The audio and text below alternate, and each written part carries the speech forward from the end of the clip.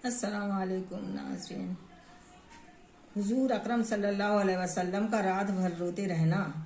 नबी करीम सल्लल्लाहु अलैहि वसल्लम एक मर्तबा तमाम रात रोते रहे और सुबह तक नमाज में ये आयत तिलावत फरमाते रहे कि अल्लाह अगर आप इनको सज़ा दें कि जब भी आप मुख्तार हैं कि ये आपके बंदे हैं और आप इनके मालिक और मालिक को हक है कि बंदों को ज़राइम पर सज़ा दे, और अगर आप इनको माफ़ फरमा दें तो भी आप मुख्तार हैं कि ज़बरदस्त कुदरत वाले हैं, तो माफ़ी पर भी कुदरत है, और हुकमत वाले हैं तो माफ़ी पे भी हुकमत के मुवाफिक होगी।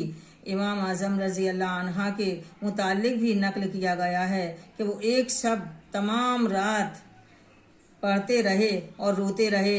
मतलब आयत शरीफ का ये है कि क़यामत के दिन मुजरिमों को हुक्म होगा कि दुनिया में तो सब मिले जुले रहे, मगर आज मुजरिम लोग सब अलग हो जाएंगे।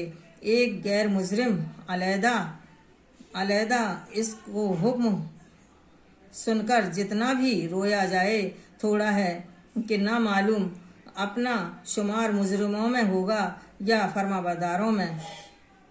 हज़रत अबू बकर पर अल्लाह का डर।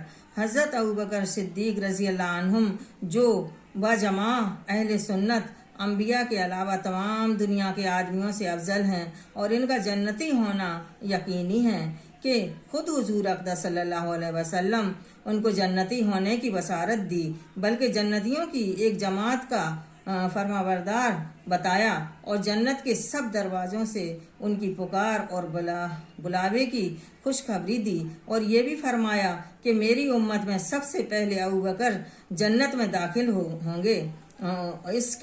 इस सब के बावजूद फरमाया करते थे कि काश में कोई घास होता कि जानवर इसको खा लेते।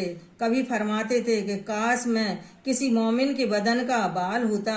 एक मर्तबा एक बाग में तशरीफ़ ले गए और एक जानवर को बैठा हुआ देखकर ठंडा सांस लिया, और फिर और फरमाया कि तू किस कदर लुत्फ में है कि खाता है, पीता है, दरख्तों के साये में फिरता है, और आखिरत में तुझ पर कोई हिसाब किताब नहीं होगा। काश अबू बकर भी तुझ जैसा होता। राबिया असलमी कहते हैं कि मैं एक मर्तबा किसी बात पर मुझ में और हज़रत अबू बकर में कुछ बात बढ़ गई और उन्होंने मुझे कोई सख्त लफ्ज़ कह दिया तो मुझे नागवारा गुजरा। फ़ौरन इनको ख्याल हुआ कि मुझसे फरमाया कि तू भी मुझे कह दे ताकि बदला हो जाए। मैंने कहने से इनकार किया तो उन्होंने फरमाया कि या तू कह लो, वरना मैं हुजूर से जाकर अर्ज़ करूँगा कि मैंने इस पर भी जवाबी लफ्ज़ कहने से इनकार किया। तो वो उठकर चले गए, और असलम के कुछ लोग आए और कहने लगे कि ये भी अच्छी बात है कि खुद ही तो ज़्यादती की और खुद ही उल्टी हुजूर से शिकायत करें। मैंने कहा कि तुम जानते भी हो कि ये कौन है? ये अबू बकर सिद्दीक हैं। अगर ये खफा हो गए तो अल्लाह का लाडला रसूल मुझसे खफा हो जाएगा, और इसकी खफकी से अल्लाह ताला शाना नाराज हो जाएंगे। तो राबिया की हलाकत में क्या तरद्दुद है। इसके बाद मैं हुजूर की खिदमत में हाजिर हुआ और किस्सा अर्ज किया। हुजूर ने फरमाया कि ठीक है, तुझे जवाब में और बदले में कहना नहीं चाहिए, अलबत्ता इसे बदले में यूं कह दे कि अय अबू बकर, अल्लाह तुम्हें माफ़ फरमावे।